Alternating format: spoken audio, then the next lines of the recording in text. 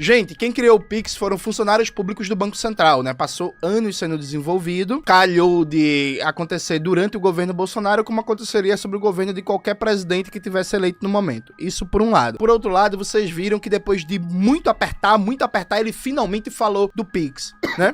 Aí ele diz que se preocupa com a população pobre, mas ele precisou ser perguntado 5 vezes pra falar sobre o Pix. Ele não se preocupa com a população pobre não, gente. Ele tá pouco se lixando pra classe trabalhadora. Aí vem o suprassumo da ignorância, que ele fala assim, vamos botar os playboy de universidade pra pagar. A maioria dos estudantes hoje de universidade pública são estudantes de baixa renda. A política de cotas, inclusive, mudou a configuração da universidade. E aí, veja, se você fizesse todo mundo pagar mensalidade, a universidade não se financia. Eu imagino que tu não faz ideia de como é que funciona a pesquisa, né? Por exemplo, vou dar um exemplo pra vocês. O que é pesquisa de base? Para desenvolver isso aqui, foram décadas de pesquisa feitas no meio militar e aeroespacial dos Estados Unidos a pretexto de encomendas de compras públicas pagando milhões e bilhões de reais. Uma universidade, ela só consegue financiar pesquisas de base por anos e anos para depois criar uma inovação, criar uma mudança na fronteira tecnológica com a presença do Estado, com o financiamento público. Se cada aluno for pagar sua mensalidade, a universidade ela não vai fazer pesquisa. É por isso que no Brasil, inclusive, universidades privadas, grosso modo, não fazem pesquisa, Raul. Mas 90% da pesquisa científica no Brasil é feita por universidades públicas. Dentre outras coisas, além da preocupação mercadológica das universidades privadas,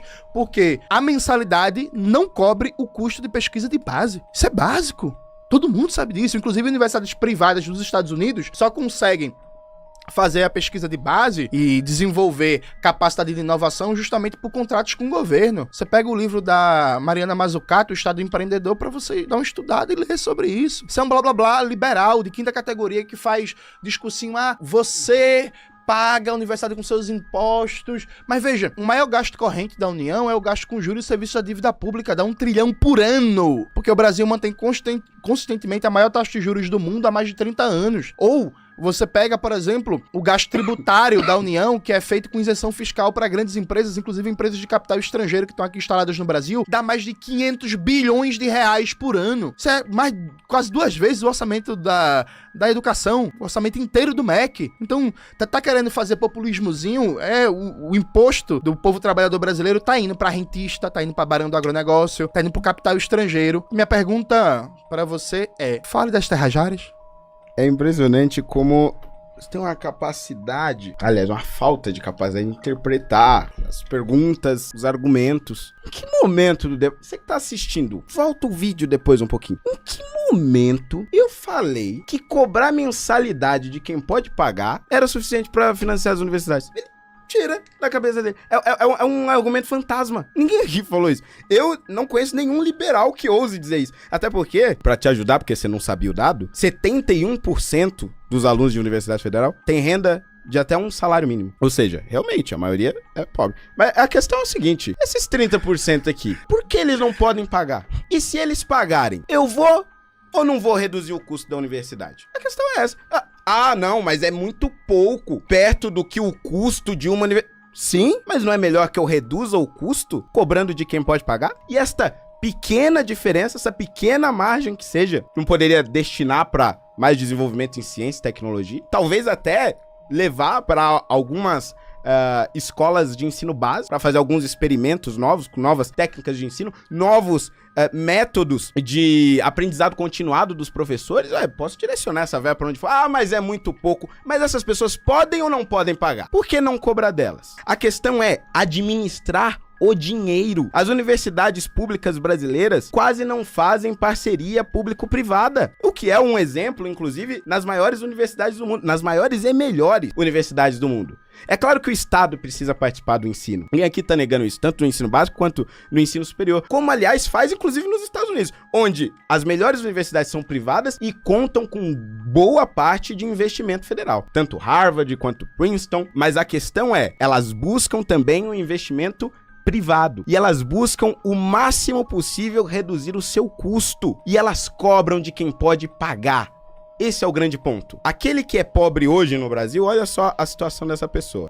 Independente de cor de pele, ela nasce na periferia, ela nasce na região nordeste do Brasil. Aí ela é obrigada a usar tudo que é público, com péssima qualidade. A saúde pública de péssima qualidade, o ensino público de péssima qualidade. Aí ela entrou nessa escola e ela vai ter um ensino que não vai levar ela muito longe. Se ela ficar só naquilo ali, ela não vai muito longe. Paralelamente a isso, ela está pagando proporcionalmente mais impostos do que os mais ricos. Isso você concorda? Aliás, nem tem que concordar, é um fato. Ela estuda na escola pública e está pagando a faculdade de quem estudou a vida inteira nas melhores escolas do país. Ela está pagando a universidade dos que ganham os maiores salários no Brasil. E aí o comunista, o defensor dos mais pobres, o defensor dos oprimidos, não consegue dizer uma simples frase, Jones. Eu acho que pessoas ricas que estudam em universidades públicas devem pagar por ela. É simples. Eu nem consigo imaginar o constrangimento da militância dele assistindo esse debate. Porque não é possível que alguém que passe a carreira política inteira falando de defesa dos mais pobres não consiga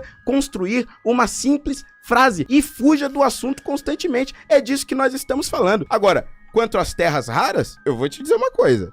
O Bolsonaro, ao longo do mandato dele, ao longo da campanha dele, foi o que mais defendeu as terras raras e a posse do Brasil sobre o nióbio, sobre o grafeno, porque considerava extremamente estratégico. Inclusive foi criticado por diversos liberais por conta disso. Eu não sei por que você acha que esse é um problema para a direita. Gente, isso foi uma das coisas mais patéticas que eu já vi na minha vida. Reparem, o Brasil, bilionário, não paga imposto sobre lucros e dividendos. A gente é basicamente o único país do mundo da OCDE que bilionário não paga imposto sobre lucros e dividendos. A alíquota do imposto sobre heranças do Brasil é uma das mais baixas do mundo. O ITR, o Imposto Territorial Rural do Brasil, é um dos mais baixos do mundo. O agronegócio praticamente não paga imposto. O ITR do Brasil todinho arrecada menos que o IPTU de Pinheiros aqui em São Paulo. Então, rico não paga imposto sobre lucros e dividendos, rico não paga basicamente ITR, rico tem um imposto sobre heranças ridículo, os impostos sobre operações financeiras são ridículos e o Fernando Holliday tá preocupado com gente de classe média que tá na universidade pública. Ele quer que você que tem um Corolla, você que estuda arquitetura, você que tá lá na Poli da USP e tal, ele quer que você pague mensalidade, porque a prioridade pra ele não é fazer com que o Jorge Paulo Lemann pague imposto, não é fazer com que o Rubens Ometo pague imposto, não é fazer com que a família Marinho pague imposto,